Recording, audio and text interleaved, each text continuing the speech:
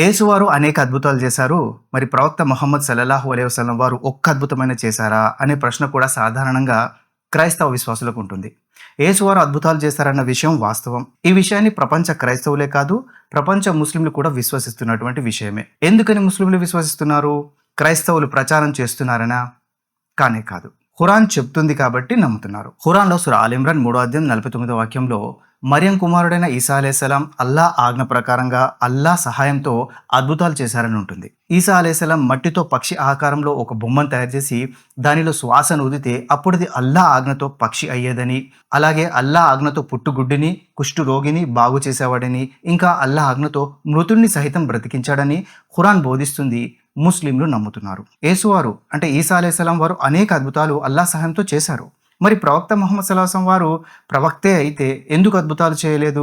అంటే ప్రవక్త ముహమ్మద్ సల్లల్లాహు అలైహి వసల్లం వారు అద్భుతాలు చేయలేదు అన్న ఆలోచనే తప్పు. ప్రవక్త ముహమ్మద్ సల్లల్లాహు అలైహి వసల్లం వారు వారి జీవితంలో అనేక అద్భుతాలు చేశారు. ప్రవక్త వారి జీవితాన్ని మనం పరిశీలిస్తే ప్రవక్త ముహమ్మద్ సల్లల్లాహు అలైహి వసల్లం వారిని ఒకసారి మక్కాలో ఉన్న బహుదైవారాధకులు అడుగుతున్నారు, నీవు ప్రవక్తవని ప్రకటించుకుంటున్నావు కదా, నీవు నిజంగానే ప్రవక్తవైతే ఒక అద్భుతాన్ని మా కొరకు చేసి చూయించు, పైన ఉన్న ఆ చంద్రుణ్ణి 2 ముక్కలు చెయ్యి, అప్పుడు మేము నమ్ముతాం అంటున్నారు.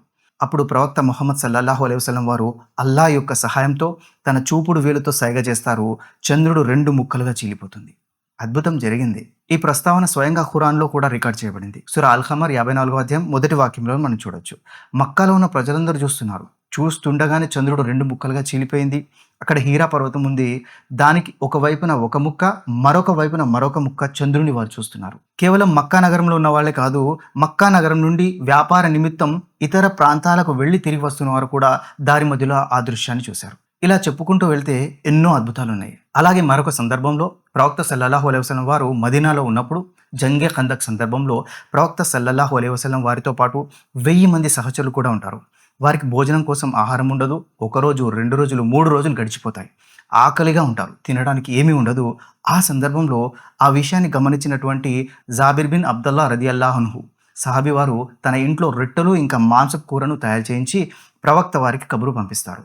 జాబిర్ బిన్ అబ్దుల్లా వారి ఇంటికి ఆహ్వానం పలుకుతున్నారు, మీకు మరియు మరో 4 కోసం భోజనం ఏర్పాటు ఉంది అని. అప్పుడు ప్రవక్త ముహమ్మద్ సల్లల్లాహు అలైహి వసల్లం వారు ఏం చేస్తారో తెలుసా? తనతో పాటు ఆ 1000 మందిని కూడా తీసుకుని వెళ్ళిపోతారు. ఆ ఆహ్వానంకి వెళ్ళిన తర్వాత అక్కడ ఒక అద్భుతం జరుగుతుంది. కేవలం 4, 5 కోసం ఉన్న భోజనాన్ని 1000 మందికి సరిపోయేలా ప్రవక్త వారు అల్లాహ్తో ప్రార్థన చేస్తారు. ఆకలితో ఉన్న 1000 మంది కూడా సంతృప్తిగా భోజనం చేస్తారు. అద్భుతం జరిగింది. అసలు విషయం ఏంటంటే ప్రవక్తలు అద్భుతాలు ఎందుకు చేస్తారు, ఎలా చేస్తారు అంటే అల్లాహ్ ఖురాన్లో తెలియజేస్తున్నాడు. సూరా అర్-రాద్ 13వ అధ్యాయము 38వ వాక్యంలో అల్లాహ్ అనుమతి లేకుండా ఏ అద్భుత సంకేతాన్ని స్వయంగా తెచ్చి చూపే శక్తి ఏ ప్రవక్తకు లేదు. ఏ ప్రవక్త కూడా అద్భుతాన్ని స్వతహాగా చూయించలేడు.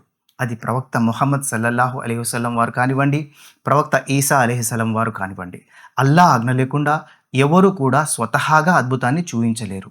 ఇలాంటి విషయమే బైబిల్లో కూడా ఉంటుంది చూడండి. అపోస్తులుల కార్యము 2వ అధ్యాయం 22వ వాక్యంలో దేవుడు నజరేయుడగు యేసు చేత అద్భుతములను, మహత్ కార్యములను, సూచక క్రియలను మీ మధ్య చేయించెను. ఎవరు చేశారు? దేవుడు చేస్తే యేసువారు చేశారు. చూసారా? యేసువారు ఒక్క అద్భుతం కూడా స్వయంగా చేయలేదు. దేవుడు యేసు ద్వారా చేయించారు. కేవలం యేసు ద్వారానేనా? కేవలం ప్రవక్త ముహమ్మద్ సల్లల్లాహు అలైహి వసల్లం ద్వారానేనా అంటే లేదు, చాలా మంది ప్రవక్తల ద్వారా అద్భుతాలు జరిగాయి.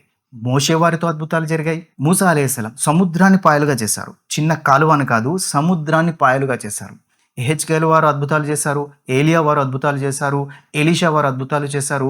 ఇలా అనేక మంది ప్రవక్తలు అద్భుతాలు చేసినటువంటి విషయాలు మనం చరిత్రలో చూస్తున్నాం. అయితే విషయం ఏంటంటే సృష్టికర్త అయిన దైవం ప్రవక్తల ద్వారా ఎందుకు అద్భుతాలు చేయిస్తాడు అంటే ప్రవక్తలు అద్భుతాలు చేయడం ద్వారా ఆ అద్భుతాలు చూసిన అక్కడి ప్రజలు ప్రవక్తలకు దగ్గరవ్వాలని, ప్రవక్తల బోధ వినాలని, ప్రవక్తల బోధ విని ప్రవక్తని ప్రవక్తగా, సృష్టికర్తను మాత్రమే దైవంగా విశ్వసించాలని.